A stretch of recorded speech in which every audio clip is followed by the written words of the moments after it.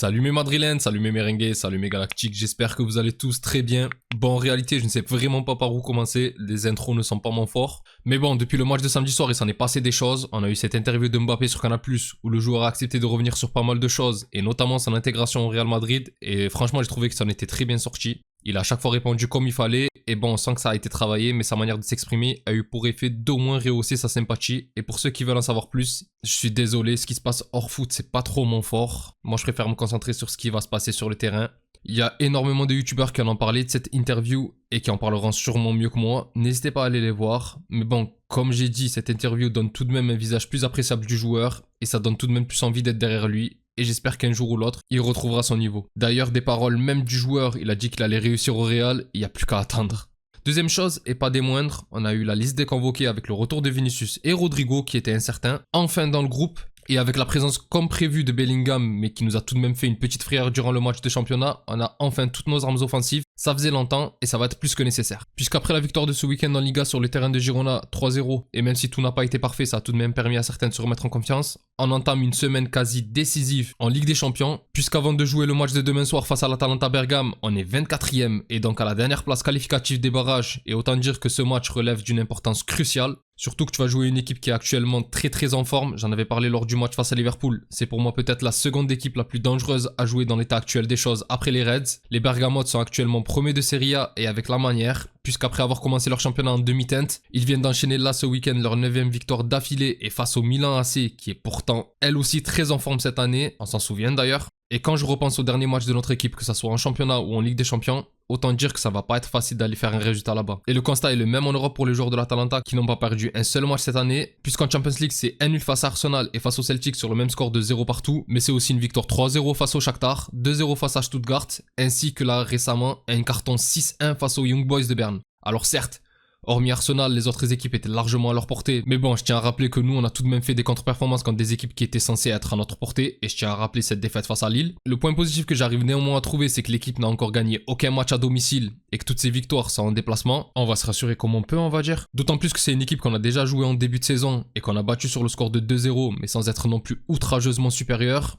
Heureusement que les matchs qui rapportent un titre, on sait les jouer. Et il est facile de penser que Gasperini et son groupe seront revanchards et voudront faire le match de leur vie demain sur le terrain. D'ailleurs, pour la petite anecdote, le match face à l'Atalanta a été mon premier match officiel que j'ai débriefé sur la chaîne. À dire que ça fait déjà 4 mois, ça va super vite. Et il faut savoir que tout ce que je pensais à l'époque sur Lookman et De Ketelaere, autant dire que je les redoute toujours autant, rien n'a changé. Et j'espère qu'ils vont faire un match éclaté, sinon je pense que Courtois va devoir beaucoup s'employer dans cette rencontre.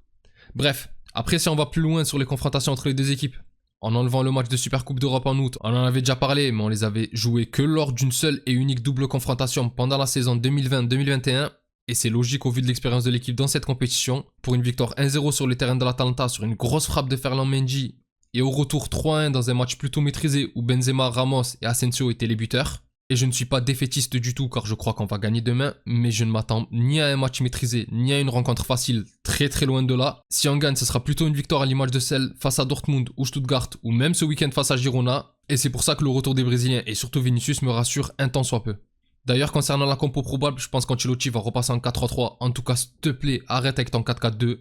Et on devrait partir sur Courtois au cage, très probablement Rudiger et Tchouaméni, car malgré les bonnes prestations d'Asensio, le fait qu'Ancelotti l'ait aligné ce week-end, il a dit que c'était pour reposer Asensio, mais bon, il va pas nous la faire à nous. C'était pour préparer Tchouaméni à ce match-là, et franchement le Français a fait une bonne prestation face à Girona, et je pense qu'il est meilleur en défenseur qu'en milieu de terrain.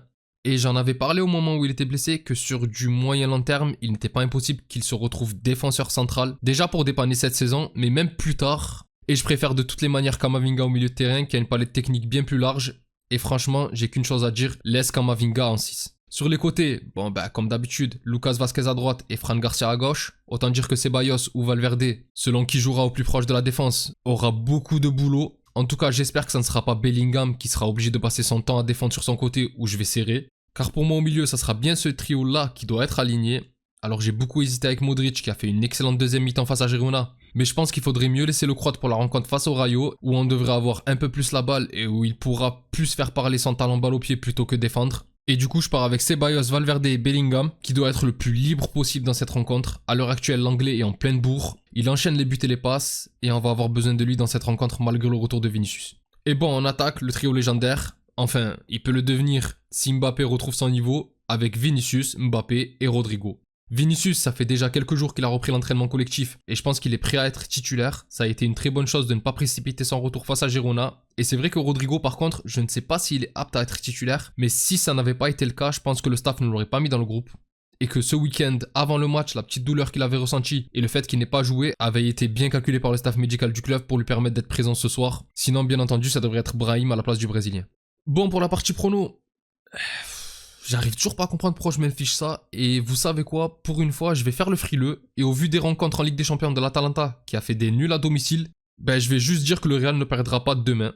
Je les vois gagner, mais si on arrive à arracher le nul, et sachant qu'après ça, il nous reste Brest et Salzbourg, je pense que ça devrait aller. De toute façon, ce n'est pas impossible, mais il y a très peu de chances qu'on soit dans le top 8, et il va falloir passer par un barrage. Du coup, mieux vaut juste ne pas perdre la rencontre, afin d'essayer de réenchaîner sur une série d'invincibilité pour réinjecter de la confiance dans ce groupe. Mais par contre, tout comme lors des précédentes confrontations, je ne vois pas de score vierge, et je pense que le match va se jouer sur un 2-1 ou 2-2, au vu de l'attitude offensive de l'Atalanta. Et pour les buteurs, moi je vais sur Vinicius pour signer son retour. Et s'il a la même liberté, pourquoi pas un Jude Bellingham? En tout cas, l'anglais sera décisif demain s'il ne passe pas la rencontre à défendre, soit par un but, soit par une passe. Et si c'est la passe, pourquoi pas pour Mbappé?